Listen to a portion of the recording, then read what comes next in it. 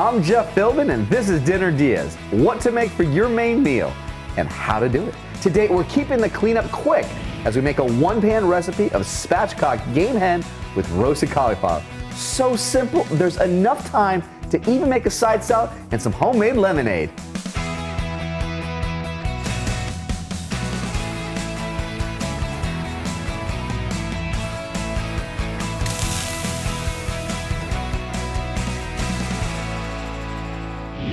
Joining me to make this one-pan idea for dinner is Dwight Hudgens, or as he's known on Instagram and YouTube, and on his range of seasonings too, the dreaded fisherman.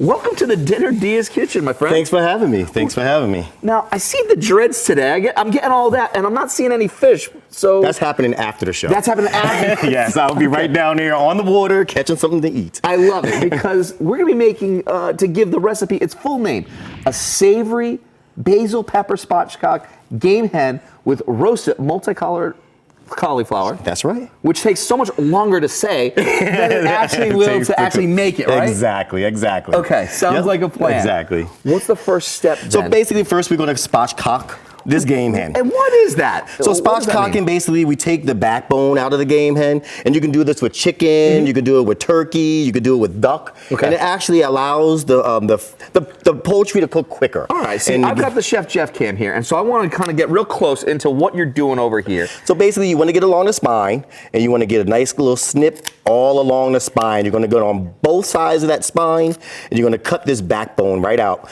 And once you cut this backbone out, you can set it to the side, and you can actually make stock from it, you know, extra chicken stock, and you can add it to soups as well. And once you get that backbone out, there you go, the backbone is out. You take this hen, you crack that bone, you flatten it out, and then you rinse it off. Okay, perfect. All right, and get all the little components that are left inside the chicken out of it.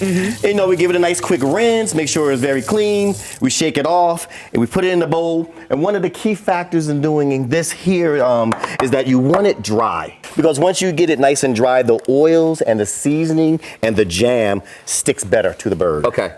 And another key thing is to get that skin loose from the flesh. And then you work your fingers all up under that skin. And you work your fingers up over the thigh, up over the leg. You see how I'm getting up under that leg? That's and you right. can get that all loose up in there.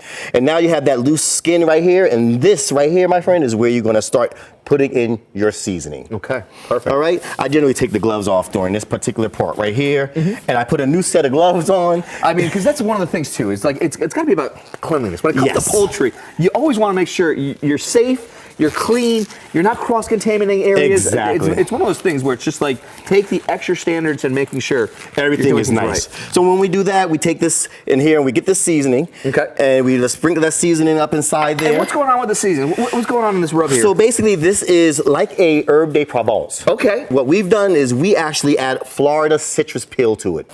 We're going to take extra virgin olive oil. Okay. And we're going to drizzle this oil all over the poultry. And then what we're gonna do is we put one more glove on and we're gonna get this basil pepper jam. This is a basil pepper jam. Okay. And then we get it all up under, but we get that all over the game hen. So we're gonna let this sit in here, and once this is set sitting, we're gonna do our cauliflower next. We love to work with color. All right. What happens, a lot of people don't realize, and a lot of people get intimidated when they see all these different color cauliflowers and carrots, not realizing that the different colors actually have different nutritional values. And now what we're doing is we're taking each of these florets, and we're actually breaking them apart. Nice. And what we like to do with these is we actually like to toss these after you wash it, of course. We washed it, pre-washed it. And we like to toss these into the cast iron pan. Okay. And one of the reasons that we're using a cast iron pan is because it evenly distributes the heat as it's cooking. Sure. Cast iron pans are really nice because the heat gets distributed very easily, and they're actually very easy to clean up afterwards. And we actually serve and eat a lot of times right out of the cast iron pan. And one of the reasons we do that is because the cast iron pan holds the heat. Exactly. So then you can put it on a nice trivet, and that way then it's still warm as it hits. As you're eating it. Exactly, which is very nice. Very nice. So here's our nice purple cauliflower. And the one thing is that people don't realize is that these different color cauliflowers you can get at the regular grocery store. Yeah. You can get it at Whole Foods, you can get it at Publix. Sometimes you can find them at Walmart. So you just have to look a little bit and you'll see it and use it. You know, when you go to the Caribbean, when you go to Asia and everything like that, the food has a lot of color. Sure. So we like to work with a lot of color as well. So basically what we do is we get our cauliflower in our cast iron pan, and again, we drizzle a little bit of our herbed olive oil in here, and then we can take a little bit of our seasoning, and this is again the Citrus de Provence, and just bring a little bit on there and give it a nice little toss. Perfect. And that way we're glazing and getting that oil all over the vegetables in here. You know, we just work it in here and make sure it's all nice and coated. Very good. Because to get Dwight's recipe for this Cornish hen and a link to his seasonings, head over to dinnerdeas.com. If you get your phone and open up the camera app on it as if you're about to take a photo, point it at the TV screen, that square that's right there in the corner of it. That's what they call a QR code, that little squiggly box there. And when you have your camera app pointed at it, a link to us will pop right up. So we've just tossed this a little bit. We just tossed that a little bit just to get these nice and coated with the oil and the seasoning in there. And now we're going to just place our hen into the cast iron, and we're going to open her up right there. Oh, very nice. So we have our hen now in the cast iron pan. We take all the rest of our basil pepper, and we get that on here, and we glaze this over that hen. Oh, lovely. You know, and now you can smell that. It has a lot of a nice aroma. Absolutely. Now the jam itself, because of the sugars that are in the jam, gives a nice caramelization on top of it as well, and it keeps it sealed. And what we're doing is we're actually going to kind of steam cook it initially, and you're going to get that nice, soft, tender, juicy meat from it steaming itself inside of the tinted foil. So that's going to go into the oven? And that's going to go into the oven. Fantastic. And we're going to put that in the oven at 350 degrees on convection. Very good. Here, I will. I appreciate it. Very good. All right. Our hen is spatchcocked and being cooked, so we're going to take a quick break. When we come back, how to make a delicious dressing from a jar of jam ahead on Dinner Diaz.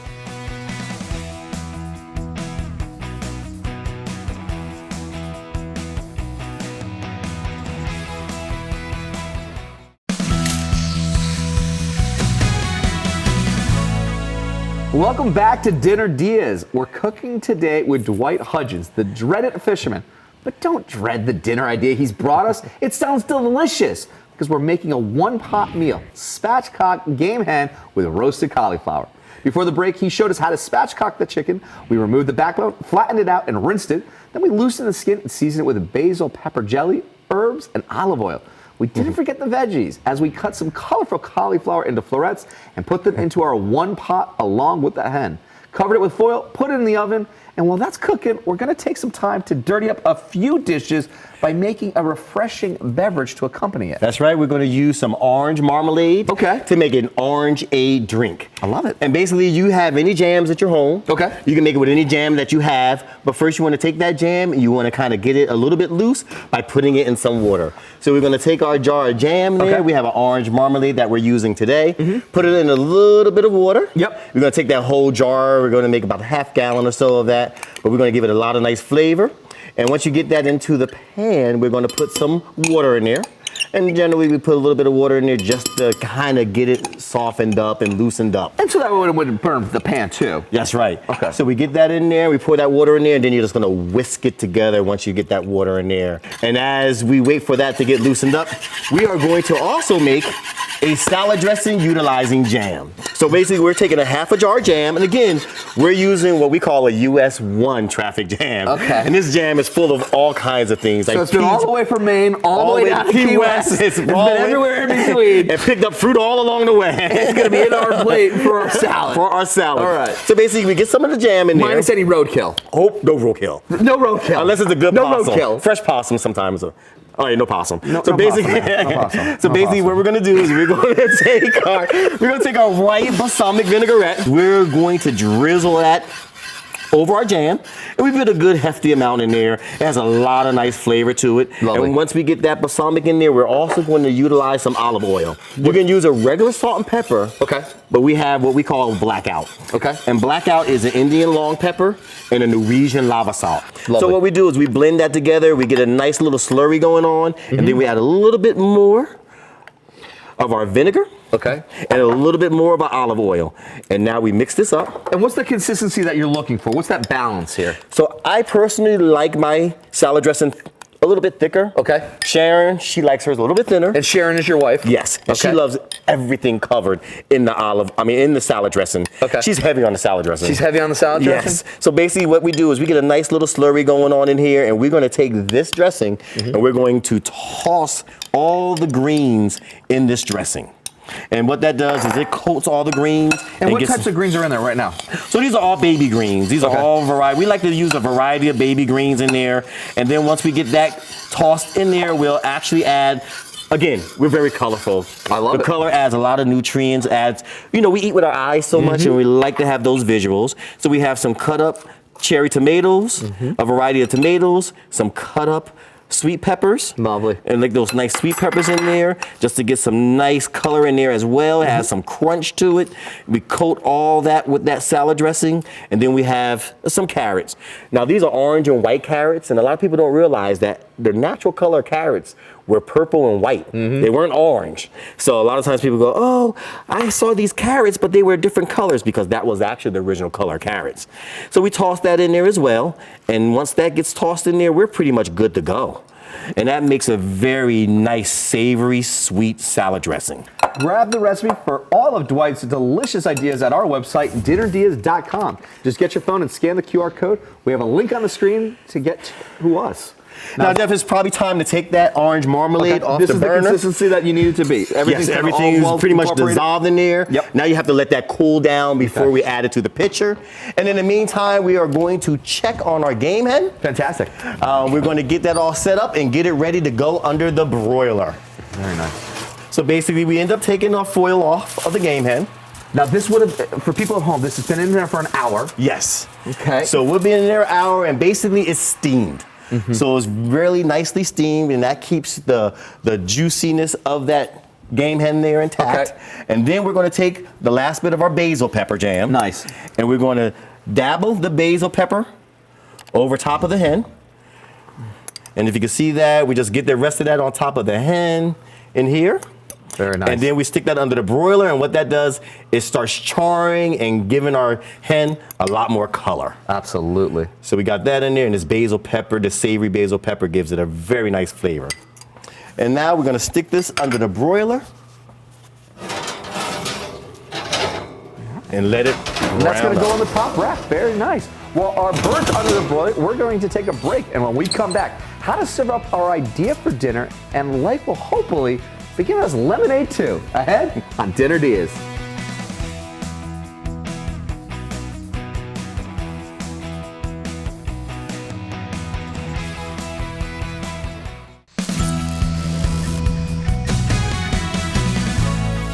Welcome back to Dinner Diaz, and a dinner idea direct from the dreaded fisherman, Dwight Hudgens. Though what he's making today is not so much dreaded as foul. As anyone watching with closed captions on will know, that's foul. F-O-W-L. We're making spatchcock game hen with roasted cauliflower. And yes, one pot only. Before the break, we uncovered the hen we'd been baking and putting it underneath the broiler, and took the time while our chicken cooked to make a delicious dressing from half a jar of jam, balsamic vinegar, olive oil, and seasoning, and use it on a salad of baby greens, tomatoes, sweet peppers, and carrots. Plus, we started on some homemade lemonade by whisking very simple ingredients: marmalade with water, and we just let it simmer. Just let it simmer. And we let it cool. That's right. And then we just pour that over some ice. We add some nice fruit to it. And now you have a great orange marmalade. It's a nice orange marmalade lemonade that's very refreshing and very simple, because you can use any jar of jam that you may have in your refrigerator. I love that. Which is nice. It's very nice. And it's something a little bit unique. I mean, not to say nothing for nothing, a lot of people do this and they actually add a little bit of wine to it. Okay, so then this becomes like a little adult beverage over here. That's right. And so we're just gonna add some of the strawberries. We're just gonna add some strawberries to it, some oranges to it, just to give it a nice little pretty look to it. And then kind of mix them in a little bit. Mix them in a little bit, and you can stuff those oranges off to the side. And now you have a very nice, simple, refreshing drink. Again, from jams and marmalades. I love that. I like the ingenuity of that, for sure. Yeah, a lot of people don't realize the jams and marmalades can be used on glazing food, for seasoning food. You can put it in meatballs. You know, again, like we're doing right now, make a nice drink with it. Love it. Make the salad dressing with it. And most people have jam in their refrigerator or in their pantry and don't know what to do with it. I know that part, but we also have a hen in the oven. So let's get that hen ready to be looked at. And it is ready to go. Now that's been underneath the broiler here. Yeah, so we had that under the broiler for about 5 to 8 minutes or so, just to get that nice little color on that hen and all there. we're looking for is just that. It was not to really cook it. It was to really bring back in that just nice to give that nice little color and just caramelize that jam a little bit there and give it a nice little glaze. And you can smell all those herbs and everything on top of there.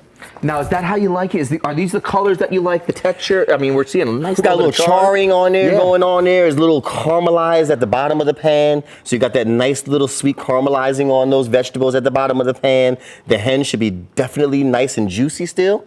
And you get a little bit of charring on that hen. Plus the glaze, the jam kind of turned into a thicker glaze. Perfect. Dwight's one-pot recipe for his Spatchcock game hen is ready for you to grab with all the amounts, the ingredients, and the directions at dinnerdeas.com. Just scan the QR code to get there. I mean, this looks almost like it's ready to eat. It's ready. I mean, can we plate it? Let's plate it up and really? let's go for it. I mean, let's do this then. Now, we're going to serve it out of this, though. That's what we eat it out of. You eat it right out of the cast iron? Eat it right out of the cast iron. Basically, what happens is we do like one pan meal because we are intermittent fasting. And either we'll eat this one hen or we'll split this hen and it'll be a half of our meal. I like it. When we come back, time to taste test our Spatchcock hen and see how all these flavors come together. Ahead on Dinner Diaz.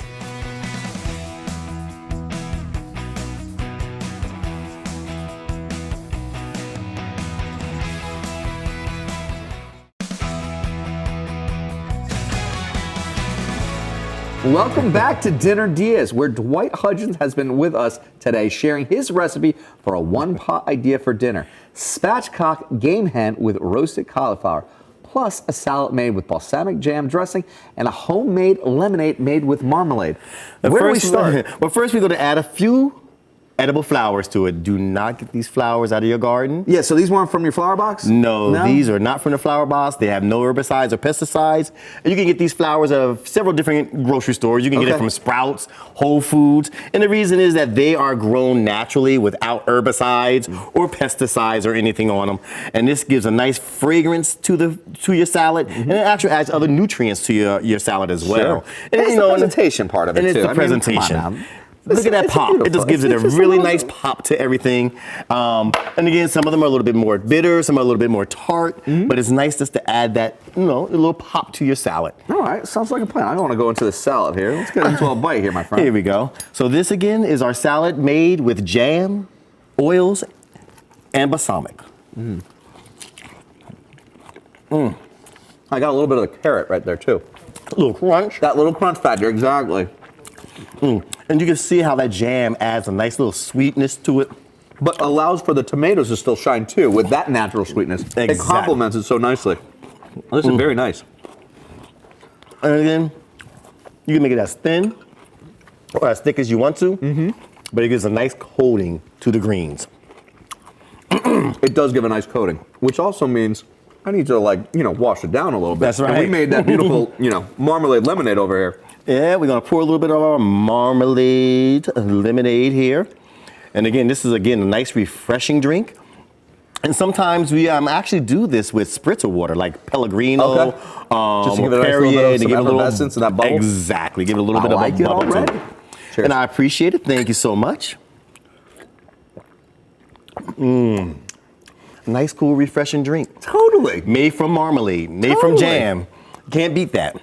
Like I said, people have so many jars of jams in their pantries and their refrigerator, and they don't know what to do with it. Yeah. These are a few different ideas. And have some fun with it. I like that idea a lot. I'm thinking to myself, you're like, hey, sometimes mom and dad want to put a little bit of maybe a little rum in there. They put a little rum in there, a little bit of vodka. You can do what you want with it. My wife's from Jamaica. Sometimes she put a little Jamaican rum in there. Okay.